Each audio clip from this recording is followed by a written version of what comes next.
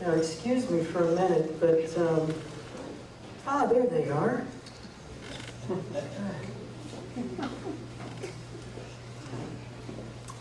Let me give you a little background as to why I would title a talk like that and discuss a man so directly. I have had people over the last 2 years, ever since Ted Wilson became the president of the General Conference, I have had people in various parts of the world either email me or write me letters. And they said, Bill, this man seems to be so solid. Should we go back to the denomination? Folk, I've had, as I said, I've had letters or emails from all over the world. Well, I didn't say anything. I just would counsel them and encourage them and so on.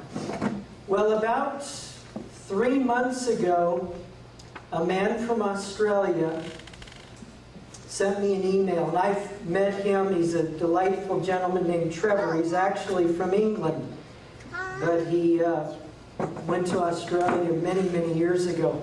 And I've met him and his wife Sharon for the last 5 years when I've been in Australia. So he emailed me and he said, Bill, I have a real problem. He said, there are people in Australia that are sending me emails and they are saying to me, you need to get back into the denomination. And the reason why is because Ted Wilson is righting the ship. And everything is moving forward in the right direction. And what are you doing remaining outside of the denomination? Now, he was very concerned because I know Trevor. He is a very honest man, very straightforward. You know exactly where you stand with Trevor. So he said, would you please prepare something so that people can understand what is going on ever since Ted Wilson became the General Conference president? I said, I will. And so that's why I put together this program. Now, having said that, I want to make a couple of things extremely clear. This is not about Ted Wilson, the man. I was in Tennessee 3 months ago, and in an afternoon meeting, a lady raised her hand, almost with tears in her eyes, and she said, you know, I don't like to hear unkind things about Ted Wilson. She said, many, many years ago, when my family and I were moving, he was the pastor of our church. And as we were getting ready to move, he took time out of his busy schedule to come over and help us to load our truck. Amen. Well, I looked at her and I said, ma'am, I am very happy that you shared that story. And I said, ma'am, I want you to understand that I have never met Ted Wilson. I have tried to speak with him. I have called the General Conference to try and speak with him, but was not given that opportunity. I don't know him personally. And this material today is not about this man as a person. I hope you all understand that. You say, now wait a minute, Bill. Doesn't the Bible say when David was a fugitive and Abishai said, you know, thrust through the arrow and pin him to the ground? And David said, I will not touch the Lord's anointed. Are you not touching the Lord's anointed? Folk, again, and I may say this during the entire program, this is not about a man. This is not about him as a person, as an individual. These are about issues. These are about principles. These are about the message that we've been given as a people. That's what this meeting is about. And the question is, is this man, since he has become the General Conference president, has he, through the programs he has sought to support and promote, and through the messages that he has given both at the General Conference in 2010 and subsequent meetings, has the things that he has stood for been the promotion of the messages that make us the distinct people that we are today? Now, does everybody understand the distinction that I'm making and the direction that I'm going to be taking in this program? Amen. I hope you do. I hope you do. Ted Wilson was elected the 20th President of the General Conference June 25th, 2010. In his opening sermon at the General Conference session, he highlighted so many things that faithful Seventh-day Adventists could appreciate. He focused on many things. Number one, the righteousness of Christ. Now, which one of us is going to disagree with the focus on the righteousness of Christ? If we're going to disagree with that, then we have a problem. A big one. He focused on our foundation as the Bible and the Spirit of prophecy. He focused on the sanctuary, the Sabbath, and the Ten Commandments. And he focused on the final triumph of the great Advent message. Now, can we all agree with those things? Yeah. Those are all good things. And those are all messages that I hope we're sharing with other people. Many people were so thrilled with his message that many independent Adventists were openly questioning, should I go back to the denomination? Has God raised up this man that I need to support? Is this possibly another Josiah raised up to curb widespread apostasy?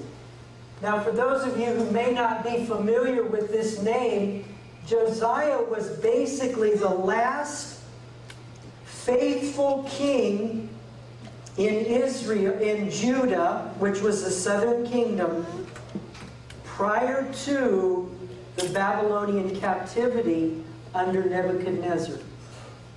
Now, after Josiah died in a battle, his sons came into office, and his sons were like Jehoiakim, Jehoiachin, and Zedekiah. And all three of them were very unfaithful to their call as kings in Israel. So people were saying, is Ted Wilson possibly another Josiah who is going to curb the apostasy amongst us as a people? Many people were asking that question. Now, in all fairness, and I'm going to very much try to do this in the course of this meeting, because he obviously is not here to defend himself. So I want to be as fair as is possible with the principles and the messages that this man has given. Now, with all the good that was said in the first sermon by Ted Wilson, there were three things of note to analyze in that first meeting. Number one, actually I've got two here. Throughout that first sermon, and you can go back and listen to it on YouTube. I've listened to it 2 or 3 times. In his oft-repeated mention of the three angels' messages, he never once specified who Babylon is in Revelation 14:8. In commenting on the third angel's message, he never once specified who the beast and his image were in Revelation 14:9-12. And folks, as we continue, that becomes very important. Now, see, all of these things right here, the righteousness of Christ, the foundation of the Bible and Spirit of prophecy, the sanctuary, the Sabbath, the Ten Commandments, and the triumph of the Advent message. Basically, folk, you're going to find these aspects in the first angel's message. That's where you're going to find the focus of these messages. Now, maybe not the spirit of prophecy or the triumph of the Advent message, but obviously the spirit of prophecy talks about those other elements. But the righteousness of Christ, the sanctuary, the Sabbath, the health message are all found in the first angel's message. But in the oft-repeated statements where he mentions in his first sermon about the three angels' messages, he never once makes a specific statement about who Babylon is, nor does he make a specific statement about who the beast is and who the image is in Revelation 14:9. It's very significant, folks, in light of the direction that Seventh-day Adventism has been taking for the last 60 years. That's very, very significant. The reason I say that is because there have been a few occasions that Bud alluded to today when we have done a mass mailing into different communities in Oregon and in Arizona, etc. And in response to the mass mailing of the books, local Seventh-day Adventist churches have written large articles in those towns' newspapers. And what the Seventh-day Adventists will always say in those local newspapers, number one, they will denounce the books that I've written, which is not an issue at all as far as I'm concerned. But then this is what they say. They say, we are health conscious. We believe in the love of Jesus Christ. We believe in setting aside one day in the week for rest and worship. We believe that we have a loving mediator in the sanctuary in heaven. Now, folk, in the same breath, when they mention those several things, they will then denounce the anti-Christian focus of the enemy unmasked and the secret terrorist that dares to pinpoint religious groups in the world that are, according to the author, not following God. Do you see what I'm saying there? See, Seventh-day Adventists today, many Seventh-day Adventists today, they'll talk about hell. They'll talk about loving Jesus. They'll talk about one day in 7 for rest. They'll even mention that Jesus is our mediator in heaven. Okay? Which are all part of the first angel's message. But we were not given the one angel message flying in the midst of heaven, were we? We were given the three angels' messages to declare to every nation, kindred, tongue, and people. So if we're giving the first and not the second or the third, we're giving 33% of the message. Is that a faithful delineation of the messages of God? No, it's not. What Ted Wilson gave in Atlanta that made people wonder if this was our next Josiah, he gave 33% of our message, folks. And that hasn't stopped since Atlanta. Now, in the sermon in July of 2010, he said this: stay away from non-biblical spiritual disciplines or methods of spiritual formation that are rooted in mysticism, such as contemplating prayer, centering prayer, and the emerging church movement in which they're promoted. Okay, so he says stay away from these things. Can we all agree with that? Absolutely, we better. Now, this was his counsel. He said, stay away from this. Well, if we're going to stay away from that, where do we look for help and courage and support? This is what he said. Look within the Seventh-day Adventist church. Whoa. We look to Jesus. Yeah, well, that's what Jesus. Okay? They compare themselves among themselves or not. Now let's go on. Notice this statement. This is quoted from www.adventist.org or ANN News, February 3rd of 2004. It's also in Rick Howard's book, The Omega Rebellion, page 136. By the way, Rick Howard just retired. He was a Seventh-day Adventist minister for over 30 years. Okay? And throughout his book, Rick Howard bends over backwards to let everybody know that he is a faithful Seventh-day Adventist who loves the denomination. Okay? Well, this is what he says. Listen carefully. And I want you to hopefully keep it connected with Ted Wilson said, stay away from spiritual formation. Just look within the Seventh-day Adventist Church. Okay? Notice this statement from the Adventist.org, the ANN News, February 3 of 2004. It says, the Adventist World Church created the International Board of Ministerial and Theological Education in September of 2001. So there was a board created.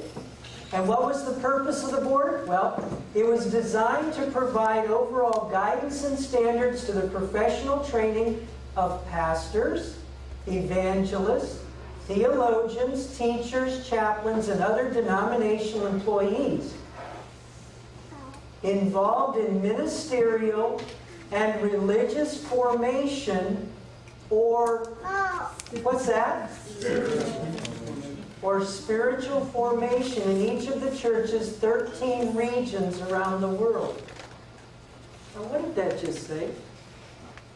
That just said that 11 years ago, the International Board of Ministerial and Theological Education was created at the General Conference in September of 2001, and the purpose of that board was to train Seventh-day Adventist pastors, evangelists, theologians, teachers, chaplains, and other denominational employees in spiritual formation.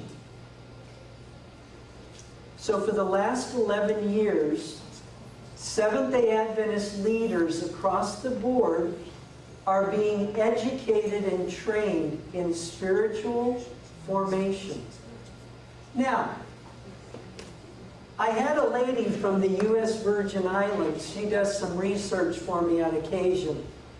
I said, I need you to find for me who were the people on that board in September of 2001. I have that literature if you need it. I have it too. You guys both have that? Yes, I do too. Okay. Well, you know what? She sent me a copy. She sent me a list of the people that were on the board in 2001. Now notice this one right here. Calvin Rock, Eugene Sue, Humberto Rossi, James Crest, Jan Paulson, Matthew Bedigo, Robert Rawson, Richard Steinbachen, George Reed. Now, notice this one right here. Ted Wilson. Ted Wilson was on the committee that voted to have spiritual formation come in amongst us. Now, somebody says, oh, but wait a minute. Did Ted Wilson vote yes for spiritual formation to be taught to all Adventist leaders? Did he do that? You know what, friend? That information, as far as I know, is not available. Yeah. And if anybody else has that, you don't have it. Okay. My point here is this. Whether or not the president of the General Conference of Seventh-day Adventists voted yea or nay for spiritual formation is not the issue. The issue, friends, is this, is that 11 years after this man was on the committee to bring spiritual formation into Seventh-day Adventism, he said in his first sermon, stay away from spiritual formation. And where did he tell people to look? Within the Seventh-day Adventist Church. Now, folks, how could you tell somebody to look within the Adventist Church to stay away from spiritual formation? Just look within the church where all the leaders are taught in spiritual formation. How can you do that? Doesn't make sense. That doesn't make sense, fans. Folks, I would liken that to a fox in a hen house. That is like telling chickens to go into a hen house even though you know there are dozens of foxes in the hen house. Now, folks, that's horrible. That's horrible. The counsel would be, look to the Bible. Look to the spirit of prophecy. Don't trust men. Amen. Period. Amen. Amen. Don't trust men. Look to Christ. He is our leader. That would be the counsel that you would have expected. But to tell the people, stay away from spiritual formation, just look within the church and trust the leaders that have taken spiritual formation. Friend, that's insanity. It's insanity.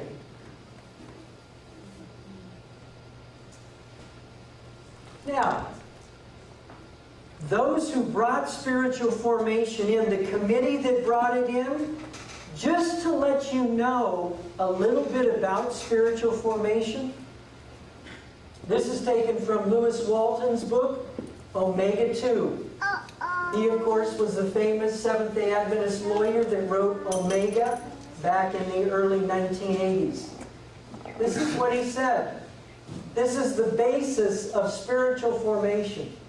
Loyola's whole religious life centered around his meditation. He is said to have believed that he had revelations from God every day. He authored a volume that's still in print entitled The Spiritual Exercise of Ignatius Loyola, a series of meditations by which one is supposed to purge the soul and find oneness with God. He spends hours in mystical meditation under the control of a director, and within a month his mind has begun to accept the concept of absolute submission. Submission to whom? Malachi Martin says that after going through the rigors of the spiritual exercises, each man emerged from that weeks-long regimen as a spiritual fighter, completely won over to warfare, an entirely obedient servant of the Pope. So, folk, in the last 10 to 11 years within Seventh-day Adventism, we wonder, why is it that we don't hear about the Antichrist? Why is it that we don't know or hear anymore about the image in Revelation 13 or in Revelation 14? Why don't we hear about apostate Protestantism? Why don't we hear the distinctive messages that separate us like a cleaver from the rest of the world? Why? Because the leadership in taking spiritual formation are becoming obedient servants, not of God, but of the Pope himself.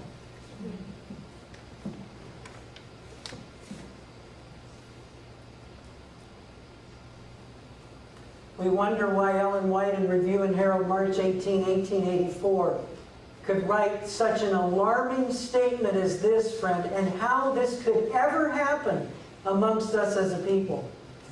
It says, the Lord has a controversy with his professed people in these last days. Those are Seventh-day Adventists. in this controversy, men in responsible positions will take a course directly opposite to that pursued by Nehemiah. They will not only ignore and despise the Sabbath themselves, this is talking about Seventh-day Adventists, but they will try to keep it from others by burying beneath the rubbish of custom and tradition.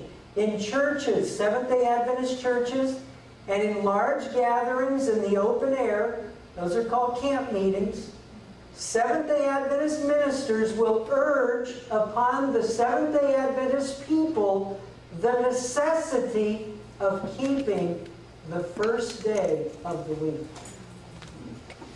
How can it be, friends, that a Seventh-day Adventist pastor, full well knowing that anybody who embraces the sign of Sunday rebellion against God will suffer the 7 last plagues? How could a Seventh-day Adventist ever tell another Adventist to keep Sunday? That's exactly right, Melanie. NLP and spiritual formation. Now, let's take a look at another issue. The Great Controversy Project.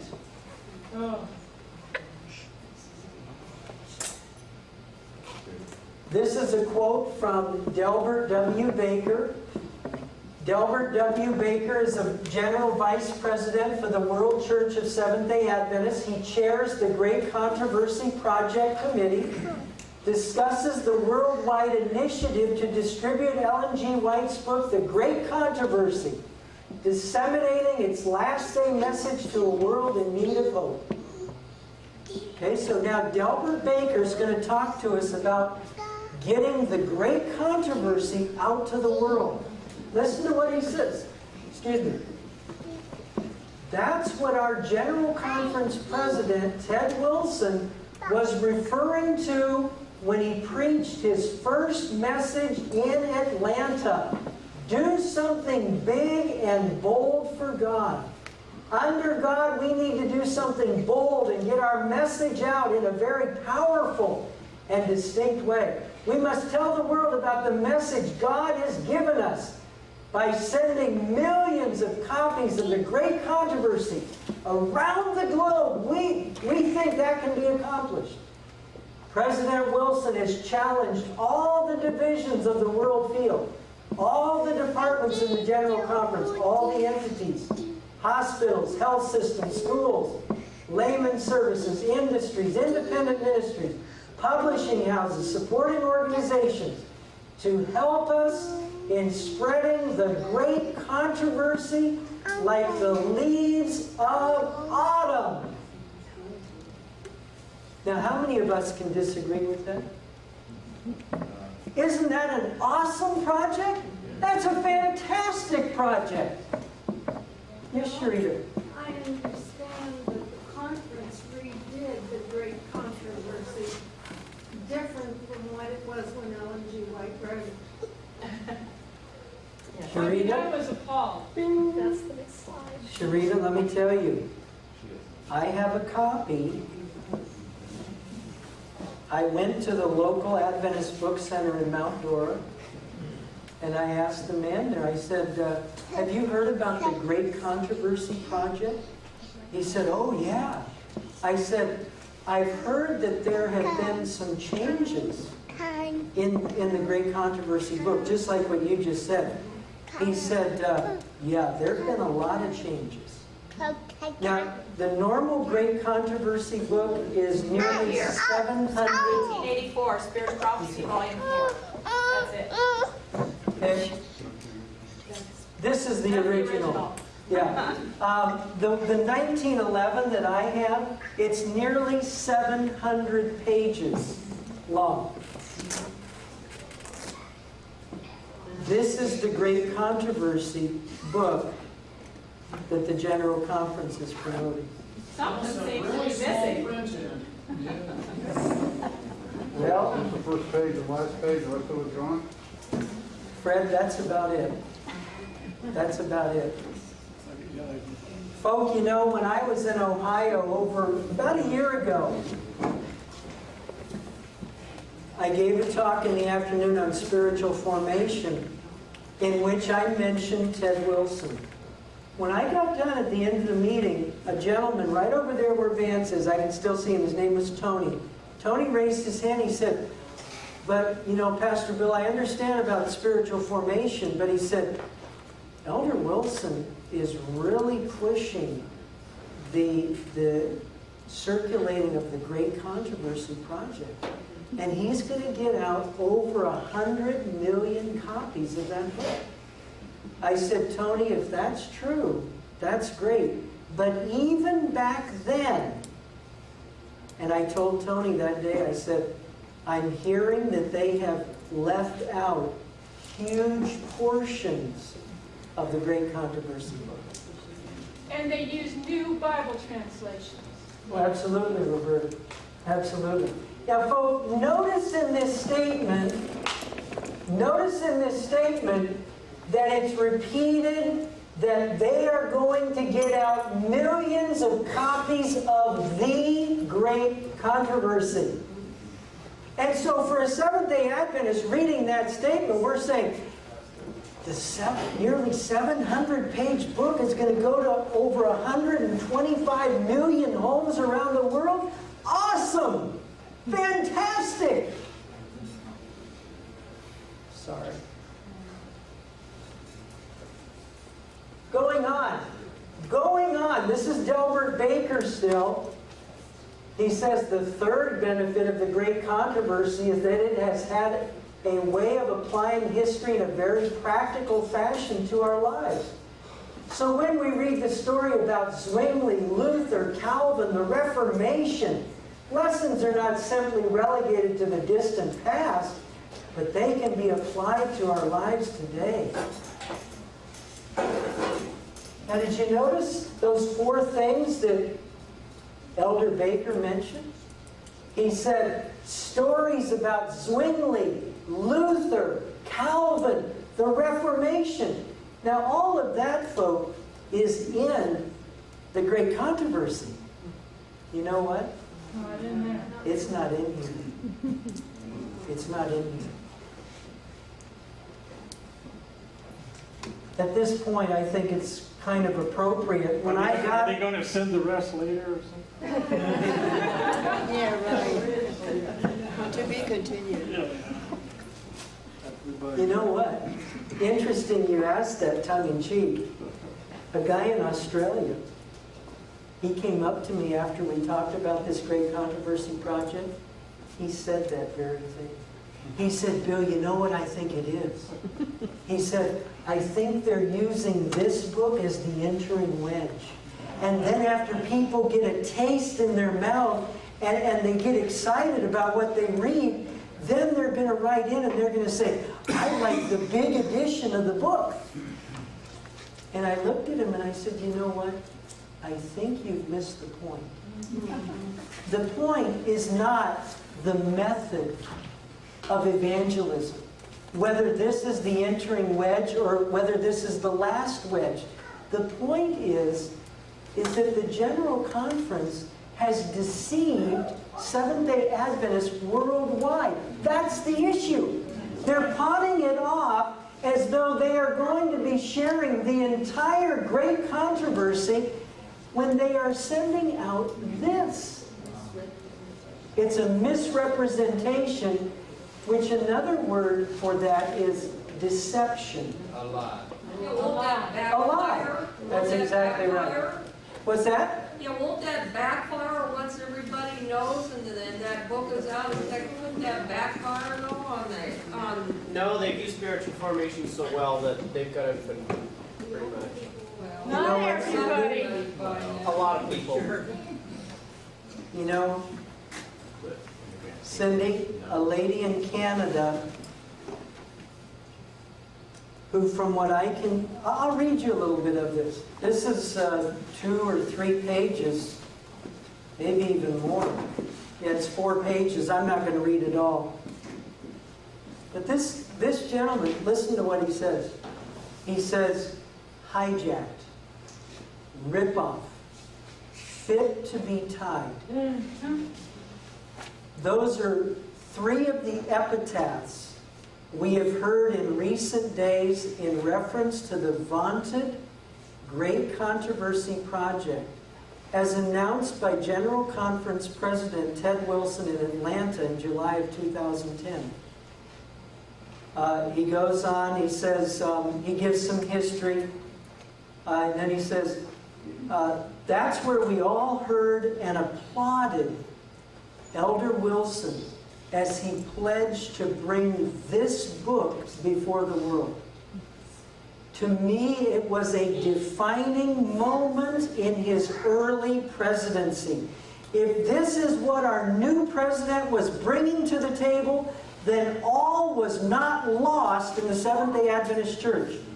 Most of us watching felt that way. The amen said so. The excited discussions, email, text messages. It was a breath of fresh air. But what happened? What turned our euphoria into outright anger? Having spoken to a key insider this morning, I can tell you this much. What he and millions around the world thought was coming simply has not materialized. The book being pushed has been renamed The Great Hope. And it is all of 11 chapters long, with almost all of the condemnation of Roman Catholicism gone. Huss, gone. Jerome, gone. Luther, gone. Zwingli, gone. The Reformation, gone. The early Advent message and movement, gone. The multiple martyrdoms and wickedness of Rome, gone. As one brother told me just now, that's not the Great Controversy, and they shouldn't be allowed to call it the Great Controversy Project. That is false advertising, plain and simple. Now, I could read, this is 4 pages, the gentleman goes on. Here is the ad that I was given the day that the guy at the local ABC in Mount Dora gave me the Great Hope. This was the ad that was being sent out all over the world. I want to read just a little bit to you. It says this: it has happened too many times to count. Someone stumbles across a copy of the Great Controversy, and soon they are baptized into church fellowship. Now, is that true? Absolutely, it's true. The Great Controversy, what an awesome book. Brought thousands and thousands and thousands of people into the Seventh-day Adventist message. But the Great Hope, was this the book that brought those people into Adventism? No. But it's pawned off as though it is. It goes on. It's the story of some of the outstanding spiritual leaders of the church. John Bradshaw and David Ashery. I can guarantee you that John Bradshaw and David Ashery did not read this book that made them Seventh-day Adventists. No. But this ad is saying that it did. And then the quote. Ellen White herself wrote, I am more anxious to see a wide circulation for this book than for any others I have written. For in the Great Controversy, the last message of warning to the world is given more distinctly than in any of my other books. Cole Porter Ministry, page 127. Now again, folks, when Ellen White wrote that, was she talking about this book? She wasn't here. She was talking about the 1884 Great Controversy. See, to apply this and say that this brought John Bradshaw and David Ashery into the Advent message, and it was this book that Ellen White promoted to be sent all over the world? Friends, again, that's a lie. It is a flat-out lie and deception. It's a deception.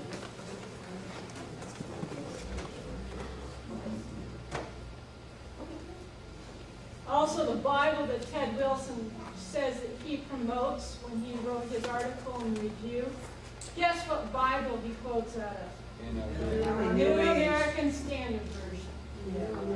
Okay. I don't know, Roberta. I saw it. I've been hunting this up. Okay, yeah. Because I kept telling everybody, I said, you know, if he's not a Josiah, he is the greatest deception that has come up on us. And the more I kept seeing this was being said, also in his speech, do you know that he relegated all of our teachings or any new teaching to the BRI, the Biblical Research Institute? And what message was that? His first one. Was it? Mm-hmm. Okay. It's at the tail end. Okay. I'll have to go back. I didn't hear that, but I can go back and listen to that. Actually, in that picture, it looks like a much beefier book than that thing you showed us. Go back and it looks like a... This one right here. Oh, yeah, that is a deception. That is really... So wait a minute, That you looks- held up one that said the hope? Oh, the great hope. Hold it up next It's to like it. the same, but it's different. Hold it up next to the bell. That must be the third edition or Well, something. that must be a whole case of them.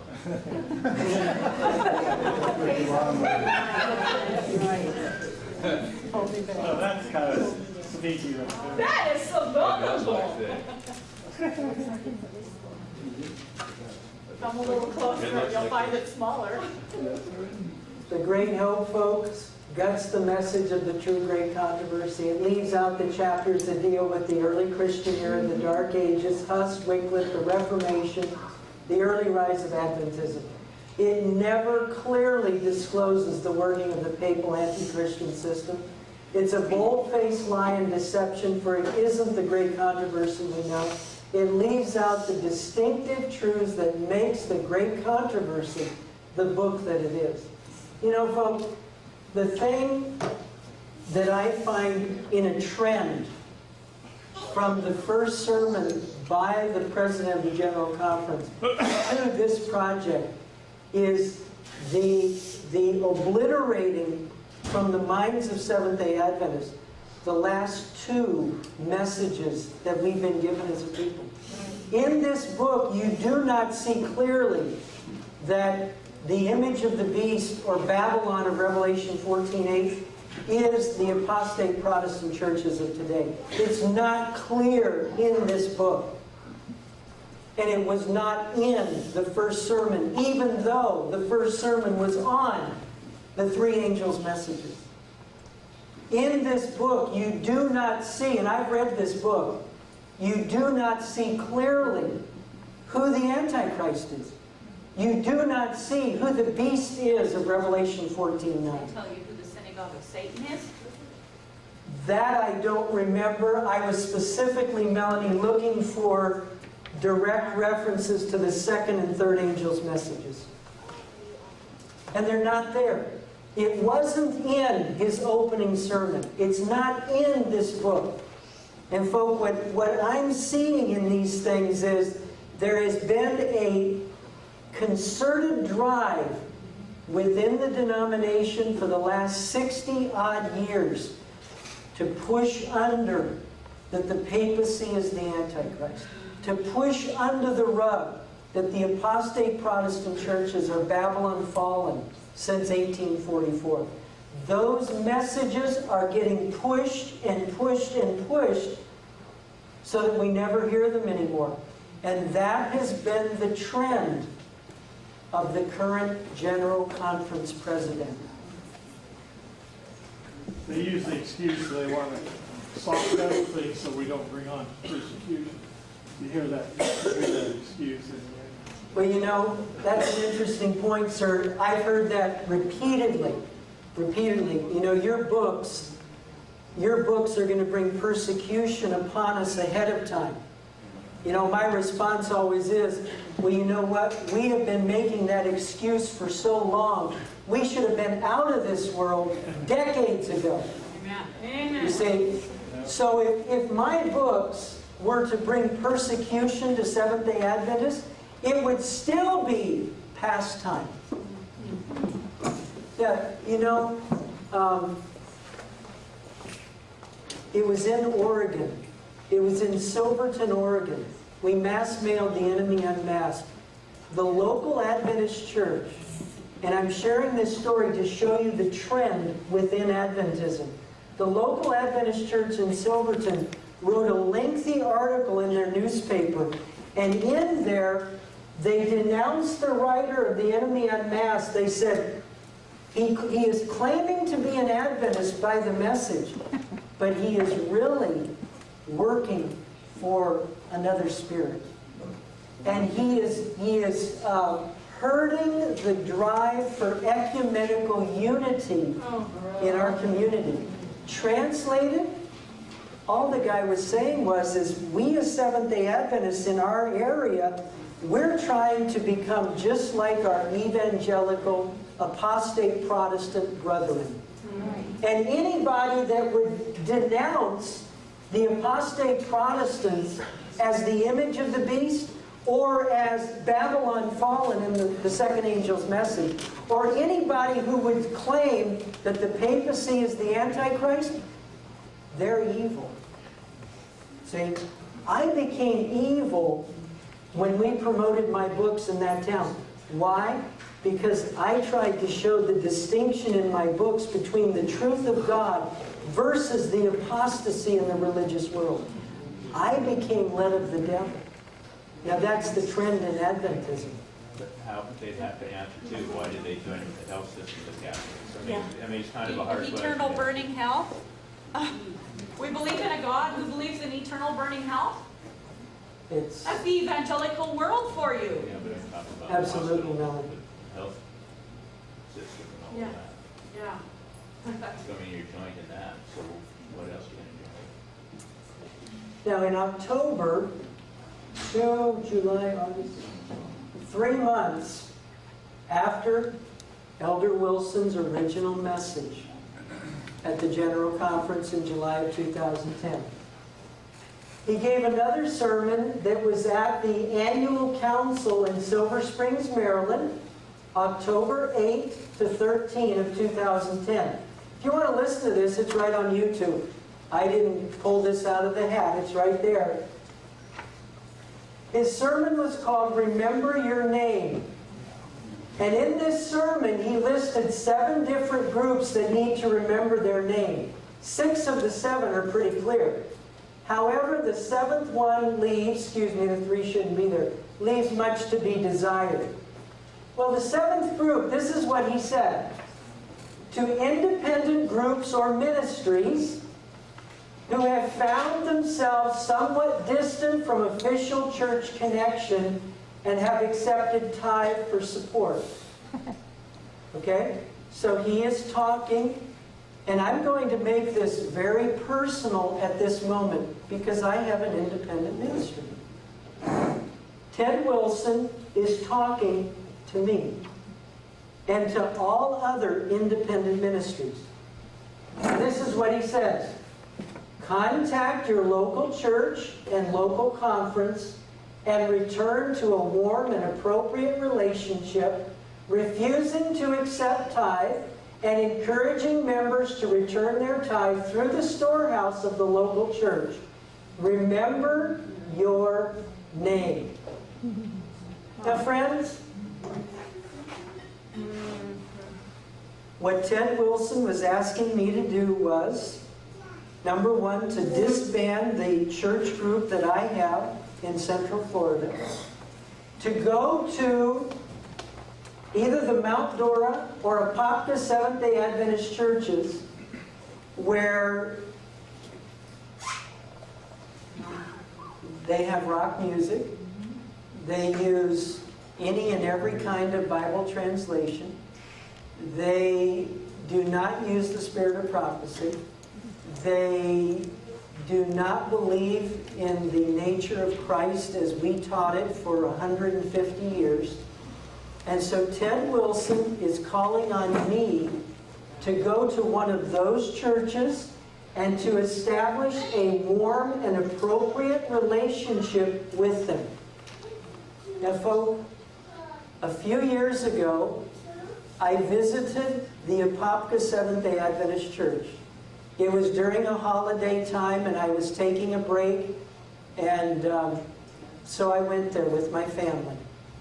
And in the Sabbath school program that morning, they had one general class, very large in the sanctuary. The man got up and was talking, and he was quoting from the New International Version. And he rather smirkingly stated, he said, "I hope nobody here today has any ill feelings about the NIV." Well, you know what? I raised my hand. Automatic. Reflex. And I said, "Sir, I do." Well, you know, he ignored me, and he went right on with what he was doing. Now, folks, if I know what a Seventh-day Adventist believes, okay, if I know what a Seventh-day Adventist believes, and I know what Bible I should be using, and I know, because I've studied, what I believe, how am I going to be able to establish a warm and appropriate relationship with somebody who believes the exact opposite of myself? That's like our conference church now, all the conference churches fall going NIV. That's what they told us. The working conversion church. There's still I one. can't handle it. Our minister down in Florida, way back, advocated the NIV and the New American Standard, and both of them from one time to another. And he encouraged all of us to get those. Well, I got them, and I started to compare them. And I took them back, and I threw them on his desk, and I said, I won't have any part of this. Amen, Praise Sherry. God. Amen. Praise God. Bill, Amen. woe unto them that call good evil and evil good. Absolutely. Absolutely. So, folks, it's what he is saying here is not reality. It's not reality. It's impossible for there to be relationship and fellowship with people who do not know what they believe and do not know what Bible to use. It's impossible. And then for me to refuse to accept tithe and to encourage people to return it so that people can deceive Seventh-day Adventists, I can't do that. I cannot, and I will not do that. Praise the Lord.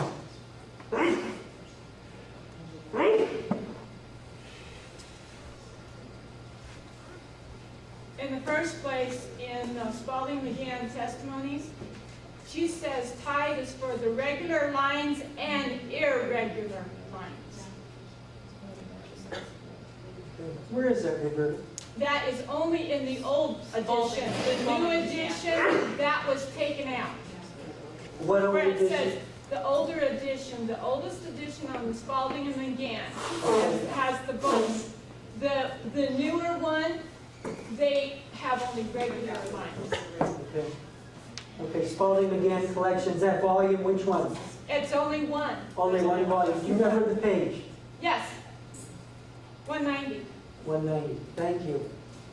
Thank you. That's going to be one of my next brochures, is the storehouse. Yay! They've also launched, okay, the Great Controversy Distribution Campaign to reach over 127 million people, which Ellen White said should be at the top of the list of her books to be given to the people of the world. But a major complication with this effort was embedded into the plans before it was even launched. It was decided to delete a few sentences from the text as it was no longer a teaching that the General Conference leaders believed. They said they could not tell people that the Pope was the Antichrist of Bible prophecy. They said that Seventh-day Adventists did not believe the Pope was the Antichrist, so they deleted those statements that said he was Antichrist. A friend had accessed the Great Controversy website for the project, and she read the following statement. do you believe that the Pope is the Antichrist? Yes. The answer was no. The Adventist Church does not teach that any specific person on earth is the Antichrist. We believe the Antichrist is Satan, who opposed Christ and rebelled in heaven. Now, if we take that and we put that into Revelation 14, it would read then, if any man worship the devil and his image. So, according to this, friends, it butchers the third angel's message. That's what it does. It says, we believe that any person or system that seeks to take Christ's rightful place or oppress his followers at any time acts in the spirit of the Antichrist. When I went to the Great Controversy site a little later, the statement was missing. I then wrote the Great Controversy site and received the following. Why did you remove this statement? It was written to Lisa Rasmussen. Do you believe the Pope is the Antichrist? No. Now this was a statement that was removed. Okay? The lady wrote back, Lisa Rasmussen emailed this gentleman back and said, Dear Richard, in the time since that the FAQ was originally posted, many divisions, including the North American Division, have decided to distribute an abbreviated version of the Great Controversy rather than the full text. The FAQs were designed to address questions that would be raised in the minds of non-Adventist readers of the book. Since the abbreviated version approved for this project doesn't include the word Antichrist, we got to thinking it would be better not to answer a question the reader would not be likely to ask after all. Oh, gee. So the point, friends, when they originally thought they'd send out the full Great Controversy text, they put in a question about, do you believe the papacy is the Antichrist? But when they got rid of all the statements that pinpointed the papacy as the Antichrist and decided to come out with this, they just deleted the question because it was no longer important or necessary.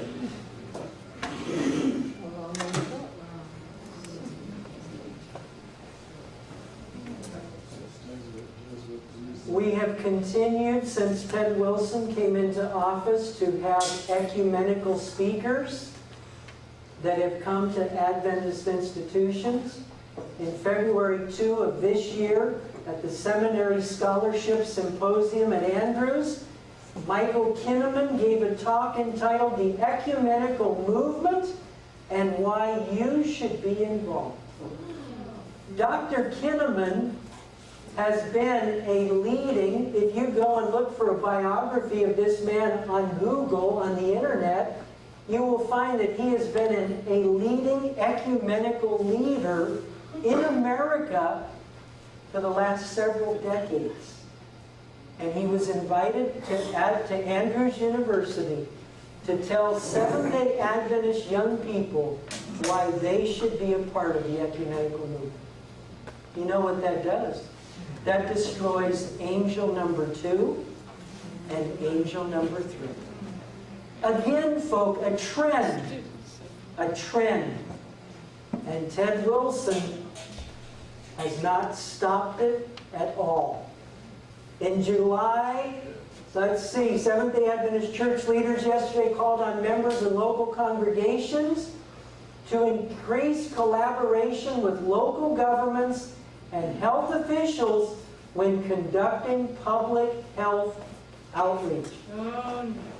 Is that the purpose of our health message? No way. No. To unite with local agencies?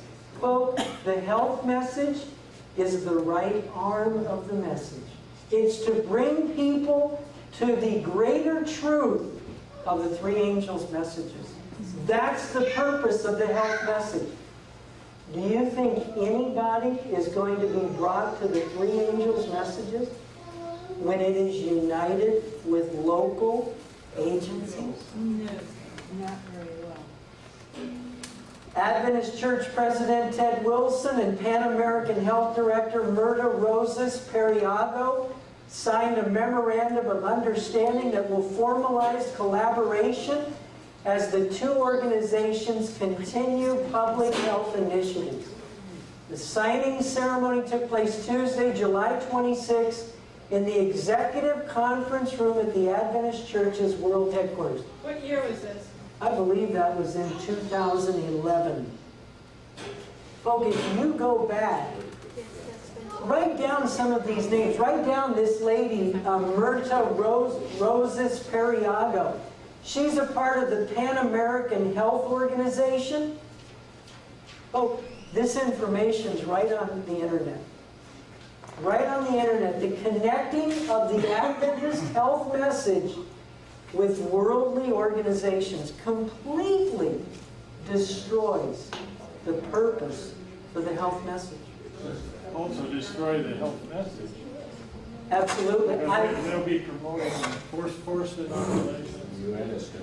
Drugs. Absolutely. Drugs, and that's not the medical missionary work at all. This is the statement. The move follows several years of church leaders seeking to increase the global denomination's health outreach, as well as the PAHO's, that's the Pan American Health Organization's goal of strengthening faith-based partnerships for more effective health awareness and education in local communities. Ted Wilson says it will be a great privilege for us to cooperate in whatever way we can according to our abilities and our use of health applications that will help the quality of life improve for many thousands of people. Folks, on the surface, that sounds good. To help thousands of people with their health, you said, great. But folks, the health message we've been given as Seventh-day Adventists was not for the purpose to unite with world organizations.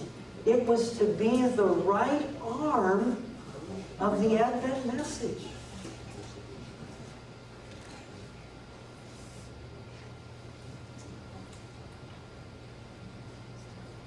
March 1 to 5 of this year, the Alumni Association School of Medicine in Loma Linda is celebrating the 80th postgraduate convention. One of the featured speakers there was Greg Boyle, a Jesuit priest. Yep. Mission emphasis, Vespers, Friday, March 2, 7 p.m., Loma Linda University Church. Greg Boyle, Jesuit priest. You say, now wait a minute, Bill, let's be fair. Let's be fair with Ted Wilson. Ted Wilson does not run Loma Linda, nor does Ted Wilson run Andrews University. He is simply the president of the General Conference. He does not make all these decisions to invite these people in. That's true. However, is that right? It's not right. Almost every single one of Ted Wilson's sermons are on YouTube. There's one guy on there I noticed when I was looking for a few select sermons of his to research. There's a guy there that's got a list of I don't know how many sermons he's given. You know what, folks? You go back and listen, if you have the time. Listen to his sermons, and you find one time where the president of the General Conference condemned this man going to Andrews University. You find one time when Ted Wilson condemned having a Jesuit priest at Loma Linda University. You say, oh, but Bill, that wouldn't be very nice. You know what, folks? When I was in Loma Linda about 3 weeks ago, and I was talking on spiritual formation because I was asked to, I mentioned Ted Wilson's involvement in it. And a gentleman became furious with me during the discussion. He became livid with me. And during the meeting, let me know, and everybody in the room, that he was upset with me. Folks, The question we have to ask ourselves is Ted Wilson, as the president of the General Conference, is his goal to be politically correct? Or is his goal to be described like the people in Education, page 57? The men who will not be bought or sold. The men who in their inmost souls are true and honest. Men who do not fear to call sin by its right name. You know, that's the question we have to ask. I tell you, folks, for a person to get to the position that Elder Wilson has gotten to, they have had to play political games for decades. Right. And I tell you a truth as well. That's right. I stand here in Goldendale, Washington, July of 2012. Folk, 20 years ago, I was fired from the denomination. I knew how to play games. I knew how to be politically correct. I knew when to bow down to people that were higher than me, that put their ink on my paycheck. I knew how to play those games, folks, and I know how to give sermons that are warm, you know, spine-tingling stories that are fuzzy and make you feel good. I know how to give those sermons. And you know what, folks? If I had played those games, I could be in the General Conference. I could be in the Northern California Conference office. I can play, folk, too. But you have decisions you've got to make. Amen. You've got decisions. And so, I chose, and I praise God today that I did choose. I chose to speak to groups of 40, 50, 70, but not to play games. Ted Wilson has made choices to be able to speak in the Atlanta Dome, I don't know what they call it, the Omni or whatever, to thousands of people. So, folks, I praise God today. I heard a report where they had a Catholic priest on board at Pacific Union College during Ash Wednesday, and they had a priest that put ashes on the student's forehead. Yeah, it was still Yeah. on. Yeah, that happened about a week before he came. We can be so thankful.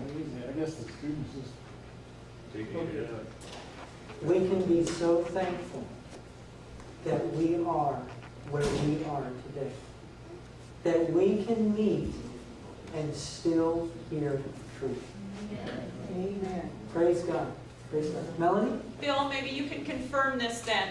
I married a conference brat, and we were kicked out 19 and a half years ago for passing out their 1911 Great Controversy book. That's why we were cast out of the Seventh-day Adventist Church. As Mark was growing up, and in his teen years, he often helped print things that came into the office there at Upper Columbia, where his mom worked. And one of the things he remembers putting together was the things that the pastors were told to speak about. They were given lists of, your sermons can be this month, your sermons have to be on this subject, cover this. You can put in personal experiences, you can put in your own text, whatever, put in some funny story, whatever. But they had an outline. Did you go through that in the conference you worked in, or was that just from higher echelon to the Upper Columbia Conference? Melanie, I never had anybody delegate what I could or couldn't say. What I did have, though, is I would teach Sabbath school classes and I would give sermons. And I would have people sitting in my Sabbath school classes writing as fast as their hand would carry them across the paper. And then the following week, I would either have the pastor of the church come in and say, well, I heard that you talked about this in Sabbath school. Explain that to me. And then I would tell them. You see? Or, Melanie, the other thing I had happen, and this went on over a 6 to 9 month period, where I would start getting phone calls from the conference office. And I would get visits, frequent visits from the conference office. And they would come in and they would ask me, you know, how the school was going. And they would specifically, they'd come in, make sure everything was going okay in the classroom, which it was. And then they would talk to the school board. And the school board fortunately loved me. But so finally, the only thing they could get me on was the messages I shared in Sabbath school and church service. Okay. But they never told me. If they had, I would have said sorry. The point that drove home that it was happening all over, and the man at the top was really orchestrating worldwide what happened, was in 1994, we were at the Orfino, Idaho church at that point in time. I heard a sermon. And then a week later, I was in Walla Walla to do some music, and I heard the same sermon from a different pastor. 2 weeks later, I headed for Philippines on an evangelistic crusade to be their music minister there, and I heard the third sermon. Same one. From a pastor of pastors in Dumaguete City, and I said, wait a minute, what is happening here? By then I was on, awake to the fact that what he had told me was actually happening. So we may think this guy at the top, is just up there and he can't control everybody. It's just such a vast body of believers. He can't gather up all the fragments and they just do their own thing. I don't believe that. I really don't. I have a relative who was personal friends with Ted Wilson's father, and she has told me that his father was a 33rd degree Mason, and proud of it. And as the father, so the son. It comes down through the line. If father has faithfully done his job, those initiates, those clothing, those books are passed on to the son. We need to be wide awake at this time. And if I may share this, I have people calling our ministry all the time and saying, you need to just get rid of your bitterness and come back into the church. God's man is here now. He's the man of the hour. And I have shared this with 2 or 3 friends of mine that have said that to me, and it's early writings. If we were studying, we wouldn't be saying, oh, do I go back now or do I not? Early writings, page 261 says, listen to this closely. I saw that God has honest children among the nominal Adventists and the fallen churches. And before the plague shall be poured out, ministers and people will be called out from these churches. Will be called out from these churches. Is it time to go back? No. Will be called out from these churches and will gladly receive the truth. Satan knows this. And before the loud cry of the third angel is given, he raises an excitement in these religious bodies. What do you think this great hope is? Excitement. This is it. In these religious bodies, that those who have rejected the truth may think that God is still with them. He hopes to deceive the honest and lead them to think that God is still working for the churches. But the light will shine, and all who are honest will leave the fallen churches and take their stand with the remnant. Amen. Amen. Melanie, I'm really curious, and I know this may be an impossibility. The statement about Ted Wilson's dad being a 33rd degree Mason, is there any way that there's a document? No, there's no document, but am I on camera? Yeah. Look it up on the internet and see what we can find out. You know what? I will say this, whether I'm on camera or not. There was a homeschool group that was funded by the government. I worked for them when I was 18 for a year, half a year, I believe, packing books. They were started and funded by the government because In the 70s, a lot of people said the school system is bad, and they started homeschooling. The government said, we're losing track of all these children. We've got to keep a lid on these children. We've got to train the next generation. So they paid this man who was on the Board of Education for the United States of America. His name was Dr. Raymond Moore.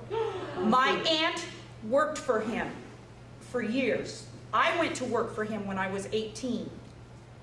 On that board was Ted Wilson's father. He spent a lot of time with my aunt and told her, I'm a third degree Mason. She swore me to secrecy some 10, 12 years ago about this, but God's people have to know, and I am not afraid to die for telling you, because people, we need to wake up and realize there have been a lot of foxes in the hen house for a long time, but God says the light will shine, and we need to wake up and say, you know, the text that comes clear to my mind over and over as I think about all of these things and try and find my way through the muddle is the Lord tells us, put not your trust in princes or in the sons of man whose breath is in his nostrils. Who can we trust? Can we trust these guys at the top? All we can trust is the Word of God, because the men who wrote this book did not breathe while they were in vision. Daniel, he breathed not. Ellen White did not breathe when she was in vision. Amen. Those are the people we can trust. To the law and to the testimony. If they speak not according to this word, there is no light in them. If they double talk, beware, they'll get you. Amen. Amen. Also, I have a document about Figure being a Jesuit. Who's that, Roberta? Figure. Huh? Oh, our Figure? They were good friends. They spent You have hours the and hours document. of time together. Could you send that And to one me? night he got up to leave and he Please. said, I got a little... I was supposed to send it to Maurice, and I couldn't understand why I didn't get it in the mail, because I've been helping Pastor Matula. Oh, And now I hear about the flood. All that would have been destroyed. And so now I know why I held off. I would certainly appreciate a copy. Okay, you've got to give it to Maurice too then. He wants it. Okay. Once North Florida is dry, I will see to that. I will see that. Yes, ma'am. I hear all the time that people stay in the church because then they can do the most good, and now is maybe not the time to be leaving the church, no matter what's going on in the churches, the structured church, but that they can do more good in the church, be more effective for, helping people to see truth. Read early writings 124, I 125. said people are telling me this. You know, ma'am, several years ago I was in Ohio speaking, and a young man came up to me after the meetings. He was attending a church in near Columbus, and he said, "What should I do?" I said, "Well, what are you talking about?" So he started describing everything that was going on in his church. And I said, "Have you gone to the pastor or any of the leaders and said, what you're doing is wrong. This has got to stop. This is God's church. You cannot do this garbage. You can't be preaching this apostasy." He said, "Well, no, I haven't done that." I said, "Well, you need to." And I said, "If they respond and they change, then you stay there. But I said, if they don't, then you better get out of there." Ma'am, I saw him about 2 or 3 years later. He came to another meeting of mine when I was in Columbus. And, ma'am, he had not protested. He had simply allowed what was going on to immerse him, because he said, well, if I say anything, then they might not like me. Yeah. Oh, jeez. And it'll hurt my witness. Well, ma'am, when I saw him a few years later, he could barely think. He didn't have a witness. No. Because, see, the Bible, ma'am, in Revelation 14:8 and in Revelation 17, it says that Babylon has made all nations drink of the wine of the wrath of her fornication. And we know clearly from the Bible, the spirit of prophecy, the wine represents false teaching. And man, if we're listening to false teaching, wherever we are, and we listen to it, and we know it's wrong, and we don't protest, ma'am, what that does to our minds is we begin to think it's okay. We begin to think it's right, and we become spiritually intoxicated so that we can't think anymore. Very, very dangerous. For confirmation on the masonry thing of Ted Wilson's father, if you will go to, now I can't think of his name, the guy from South Africa that has the Walter Fife on his old DVD set. Total Onslaught. It's on there of Ted Wilson's father giving all the Masonic hand signs.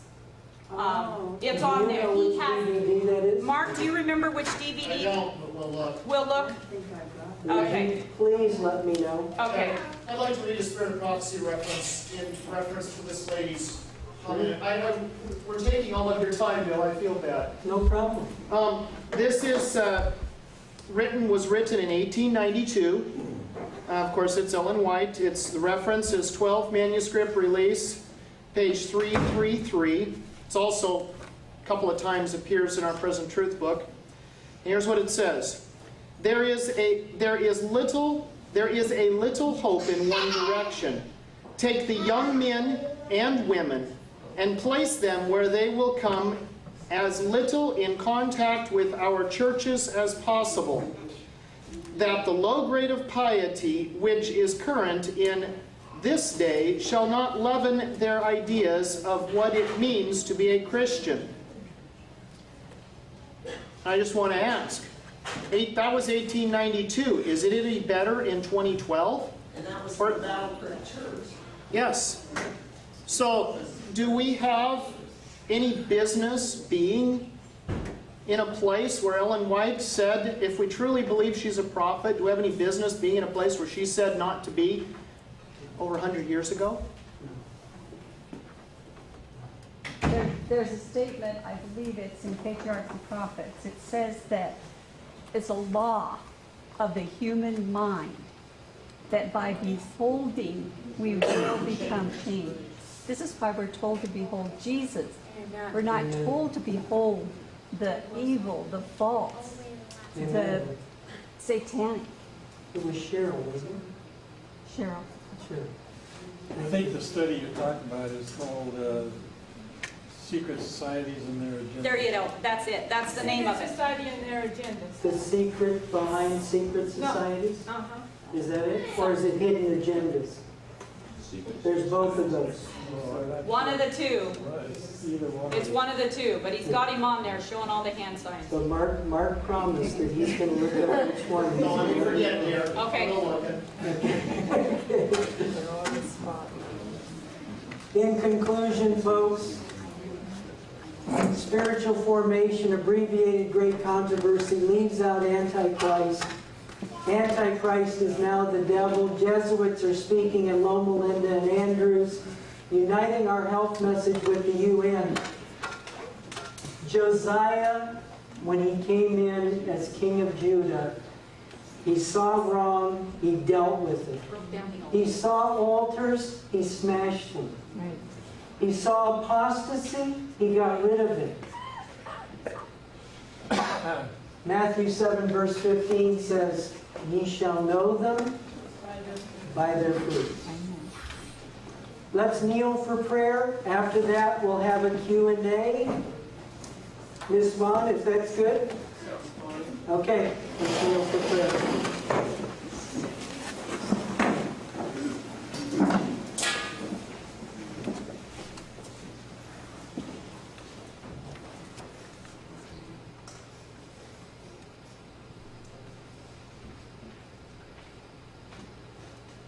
Dear Father in heaven,